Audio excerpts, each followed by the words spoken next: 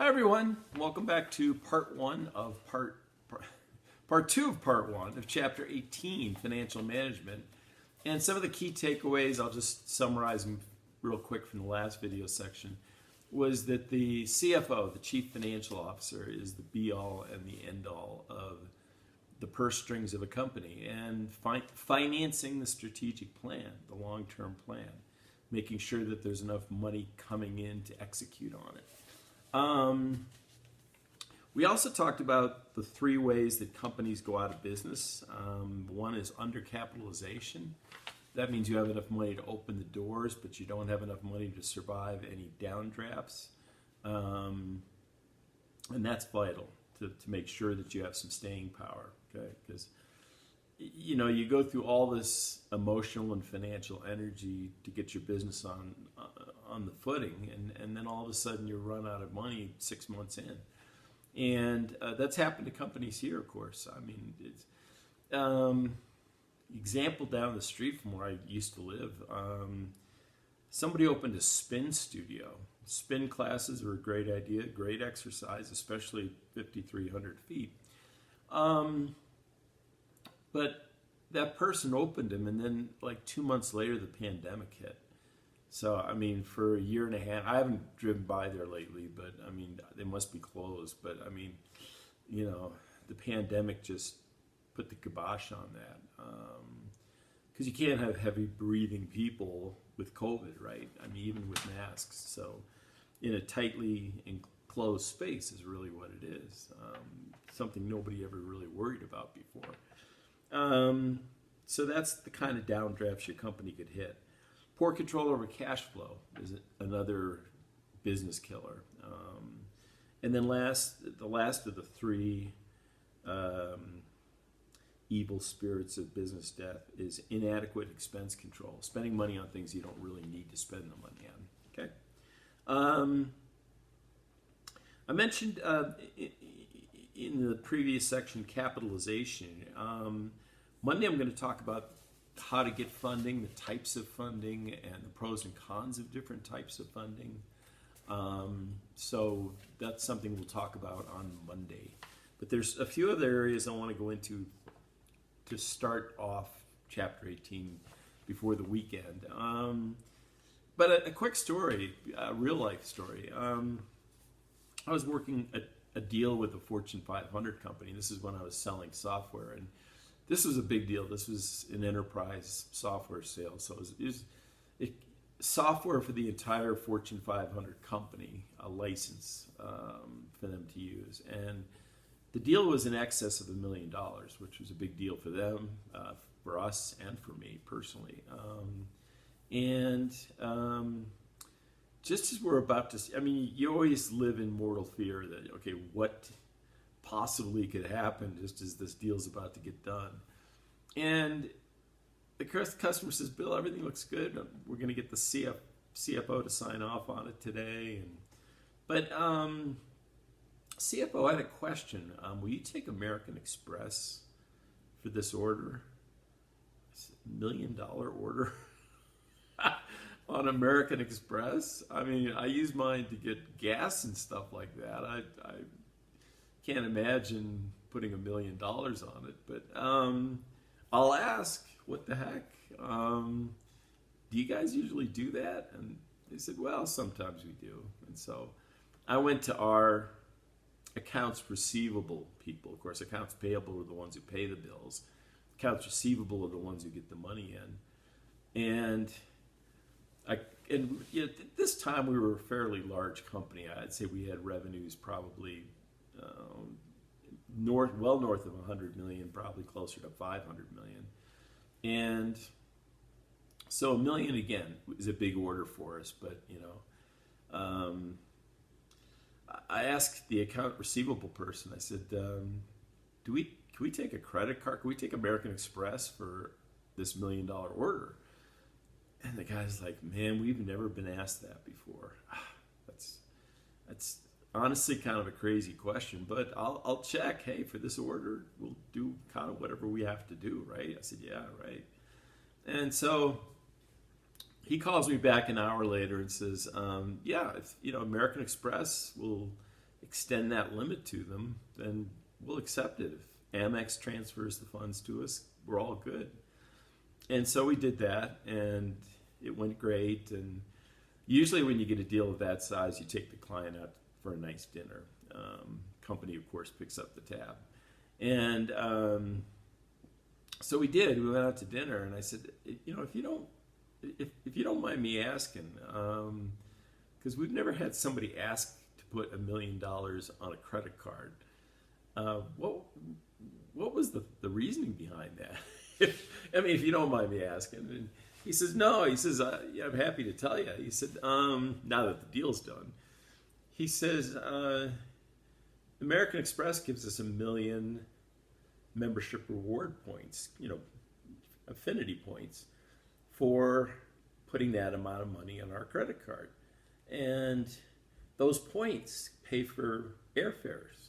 And we're a global company. We send people from Los Angeles to Europe, send people from Los Angeles to Asia, Australia, South America. And that's about $50,000 worth of airfare, 1 million points. And I'm like, So I said, basically, you got an extra 5% discount on this deal just by putting it on American Express instead of sending us a check like 99% of the other people would do. And he said, yeah. He said, that's why I'm CFO. And kind of hard. I tip my hat to him. I said, that's a great point, you know. So, you know, they think outside the box on stuff like that. Where are these little areas where we can save some additional money? The other thing you'll see in the first half of Chapter 18 is the balance sheet. Don't worry too much about that. I mean, really don't worry about it at all. There's nothing tested on it, okay? And if you're going into accounting, you're going to see plenty of balance sheets. If you're not going into accounting, it's not really a have-to-know type topic, okay?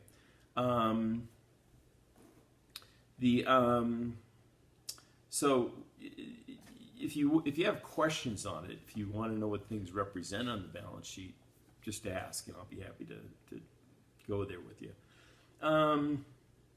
So as far as again, maintaining a flow of operating funds, manages the day-to-day needs, it controls credit operations, helps you acquire needed inventory, and it helps you make capital expenditures. Now again, capital expenditures are those things that have a useful life of 3 years or longer.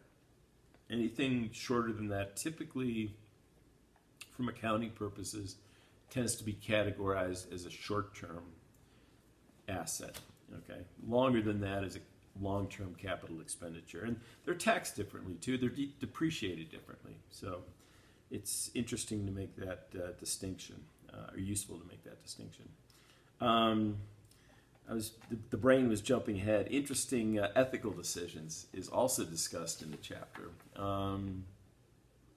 They have a little case study at the top of one of the pages where they're saying, okay, you're the new financial manager. You've just graduated school. You're the bright-eyed, bushy-tailed business maven that we've expected and we've been long awaiting your arrival to help us resolve our issues, okay? And one of the things that we've done is we're looking at our inventory because it's costing us a lot of money. This is a hospital, and we have a lot of money tied up in inventory in medicines, particularly cancer medicines. And we're wondering if we have too much inventory tied up in the medicines. So the inventory is depleting the cash flow, okay? Because to keep restocking these medicines, the cancer drug inventory, that takes a lot of cash. And so the suggestion came up, a lot of companies are moving to just-in-time inventory, where a supplier will bring them the inventory, make sure it's there in time to take care of the patients, for example. Problem is not 100% fail-proof. Certainly all kinds of factors from weather to natural disasters could keep those medicines from arriving, and the cancer patients need it. So what do you do? Because it's your biggest Achilles heel as far as optimizing the cash flow for the hospital. And keep in mind that every dollar that's taken away from potential profit or potential resources is a dollar taken away from patient care in some other area of the hospital. Now, clearly, I mean, again, I lost my dad to cancer, so, I mean, cancer treatment, yeah, it's the top of the list. Easy for me to say that. But the way to address something like that is to ask lots of questions. You know, it's like in case study courses if you take them. Do not question the answers, question the assumptions that went into the answers, right? For example, you know, it says the hospital's large stockpile of drugs is costing them a lot of free cash flow. Well, how large is the stockpile? I mean, are we talking an extra 45-day supply? Are we talking an extra week supply? Yeah, you know, it's, you know, what's the lead time of the drugs? If the supplier is not just in time with the deliveries, what alternatives, what's plan B and plan C as far as acquiring the drugs?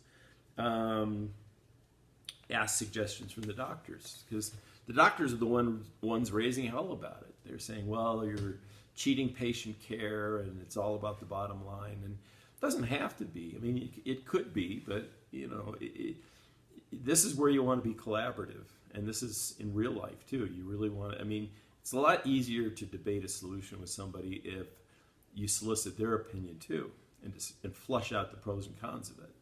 And if you ever take a case study class, and I would encourage you to, as I say, you don't question the answers, question the assumptions that went into the answers, because some people are taking a long-term view of an issue, some people are taking a short-term view. So the answers may be completely different, but also both correct. So, again, food for thought. Let's see, what else do we have to look at? Just a couple more things, and then we'll cut it loose. Take us to the 15-minute mark, and then we'll save the rest for Monday. Time value of money. That is discussed in the first half of Chapter 18. By the way, I apologize. It's not like I'm trying to like have a dark vibe here. It's just that I started practicing this lecture while the sun was up, and now the sun's set, but I don't feel like running over and turning on extra lights. So, oops, sorry about that. Time value of money. That means as time goes on, your money is worth less. You know, the purchasing power of $250. When I left school, I'll let you back figure if you're really hot to know what year that was. But $250 when I graduated is worth $100 today. $100. That's how much it's declined in purchasing power. So, point being is that you want your money now, okay, up front, versus having to be delayed for it. And interest rates are really low, which means that investment dollars aren't generating income like they used to. That used to be a big deal for companies, but really more a case of they just want to make sure they are getting paid. But you do want to make sure that if you're running a company or running a family budget, that the income comes in a timely manner, because time does impact the value of your money. Again, $250 when I came out of college is only worth $100 today, so it's lost more than half of its value. So now by the time that time passes again, I'll be over 100 years old, if I were still, assuming I were still alive. And yeah, I mean, if I live to be 100, somebody says, gee, Bill, what do you attribute that to? I think my answer would be bad luck. I don't think I want to be around when I'm 100. I don't need somebody wiping spittle off my chin. Okay, so for Monday, we're going to talk about different types of financing. We're going to talk about short-term financing, secured loans, unsecured loans, various ways to go about acquiring funding. Some of the things we talked about with the small business chapters, we're going to go back and revisit those.